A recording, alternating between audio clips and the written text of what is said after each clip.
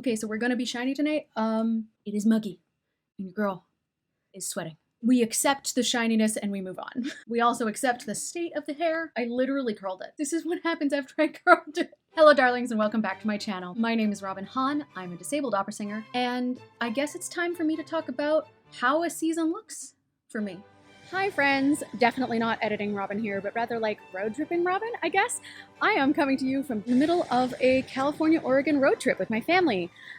Which is great and awesome and wonderful, and I have decided that for this video, instead of using my normal stock footage for the duration of the video, I'm just gonna insert video from this trip because I want to, and I feel like it, and it's my channel. Thank you for your attention to this matter. Now back to the video. I talk a lot on Instagram and stuff about how my career is quite modular and has different parts of it that I can sort of stack together to make an operatic career accessible for me. But I haven't spent a lot of time talking about how that actually works and what that actually looks like. So let's do that.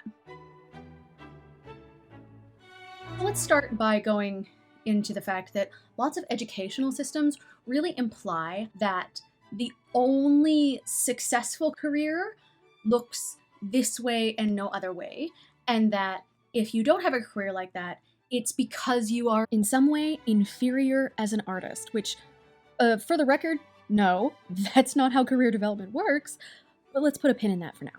And no educational space is going to tell you that with words, but they really tell you that with attitude and with the culture of those spaces. Sometimes, not all, but sometimes. And if that is something that you have understood from your educational space or whatnot, I'm here to tell you that that's just not true. And that success is measured internally by your standards and no one else's, right? You are the only one who is the determiner of how you're going to evaluate your own success. What if you don't want that career? What if you don't want to graduate from university and then go to a young artist program and then go sing only at A1 houses around the world? What if you don't want that? What if you discover that you're only really passionate about concert repertoire, about choral repertoire, about musical theater repertoire? What if you want to build your classical technique into a singer-songwriter career? What if you want to build a family at home? What if you don't like to travel? And what if you are disabled, and what if your body can't handle it? They're all perfectly valid reasons to not do that, to create your own type of career, because there are a million ways to make art. The opera world is only just starting to understand that, because opera is so sort of entrenched. So let's challenge those entrenched ideas, right? And let's create the type of art that really brings us joy. Here's how I do it. I often stack different types of work and projects together to create a season that threads together only a few big shows and commitments in terms of both energy and time, with smaller, more regular work in between. That allows me to budget that same energy and time throughout the year, so my schedule is flexible and works for me. That's what modular means to me. It also means not just opera singing jobs. And that is part of my career, and they're not side jobs, they're not Joe jobs. They are part of that operatic career. And I'll explain what I mean. Singing is not the reason I sing. What I mean by that is that I love singing, but it is not the act of singing alone that drew me to opera. It is specifically storytelling and connecting with people. And I happen to love doing that through the operatic sound, but that is what my sort of true passion is. And I can do that through the medium of opera in a lot of different ways. I'm also super passionate about making the operatic world more accessible, as some of y'all may have already guessed. And part of my operatic career is not just about participating in opera as a disabled person, but also about making opera accessible for other disabled artists, workers, and theater goers in future and around the world, right? So that is as much a part of my operatic career to me as performing. Any work that I do in the disability justice and access space is also part of my operatic work to me. That may not be how it would be for you, and that's fine. We're all different humans, but with all of those aspects of my career in mind put together, here's the general framework of the way that my season works. First, you should know that I don't travel much. So a lot of my auditions, and therefore a lot of my gigs, are closer to home, and my home is in Vancouver, BC. There is not exactly an enormous opera scene here, but there doesn't have to be for me to create what I want to and what fulfills me. Because my auditions are closer to home, they're often not super far in advance. So I'm often only auditioning for things half a year before the show starts rehearsals. But it means that I often start the season quite bare. So the beginning of my season, very often I'm staring into the void. There's nothing on my calendar. But here's how I deal with that. Obviously, first, I'm doing lots of concerts. I do quite a few concerts. This upcoming season, I am working on a contract for a concert right off the top, beginning in September. So I do those concerts. I also teach. And that is part, to me, of my operatic career. One of the reasons I love teaching the way that I teach is that I teach online, meaning it is more accessible for disabled opera people. I am so passionate about making opera more accessible that my studio has been sort of built around that, and it has ended up being that about half of my student base identify as disabled. Gosh, can you tell how much joy that brings me? Ugh. So I do a lot of that while I do those concerts, and I do a lot of consultant work. Usually because orgs are looking for a disabled performer's perspective on something or other. I use the term consultant very broadly here. It basically means anytime I work behind the scenes with an artwork on disability access, inclusion, or funding.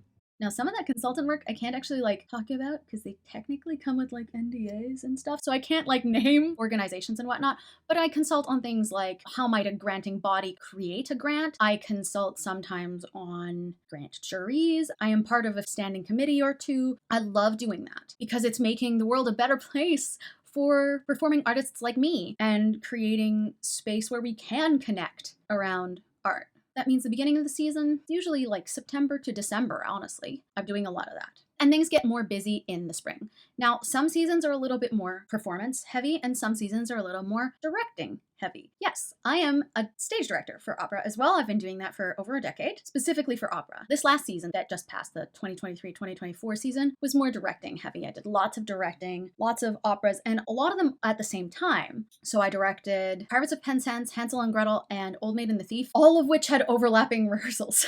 Yeah, I know. And I was singing in one of them too. I was Miss Pinkerton. I swear I didn't cast myself. The producers genuinely just asked me to do both. I swear. But it is on me that I said yes. I also traveled once to do an audition. So this last season, I got a call back for an audition in Toronto, so I flew out there to do that. Major shout out to my super awesome agent Katie at Pello Inclusive for that one. It was great, though I did not get the job, alas. But I usually travel around once a year for work, though obviously I did travel a little more once the season was over this time around, as you can tell by this footage. So yeah, that's about the rate at which I tend to travel for my job, about once a year. Almost everything is within driving distance, not, next door. Driving distance in the UK is something very, very different than driving distance in Canada, but still. So as I said, this season was more directing heavy, but last season I did more performing, more singing. I was Tebaldo in Don Carlo. I was Nella in Gianni Schicchi. I've done so many Gianni Schicchis, I could probably sing that entire opera myself, just wearing different hats. What else did I do? I sang Mother in Amal and the Night Visitors. Oh yeah, and I did the tour of Andrew Lloyd Webber music in a bonanza of a concert touring Ontario. That was pretty cool. What else did I do? I feel like I did another thing. Forgotten.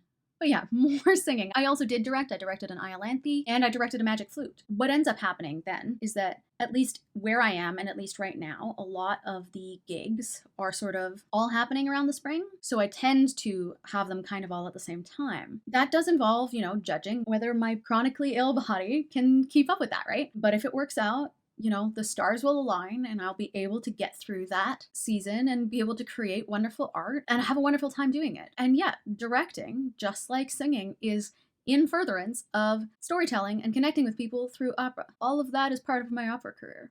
As you might imagine, I do less consulting work and less teaching throughout that time to be able to keep up with it.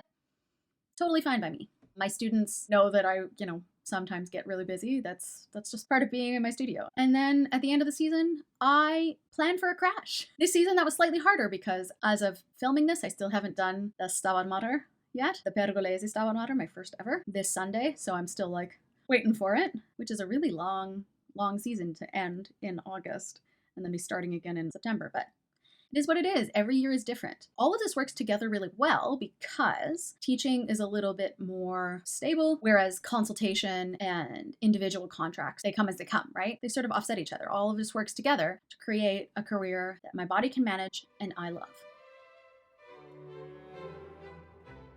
I do not sing at A1 houses. I have never completed a YAP, a Young Artist program, at any opera house.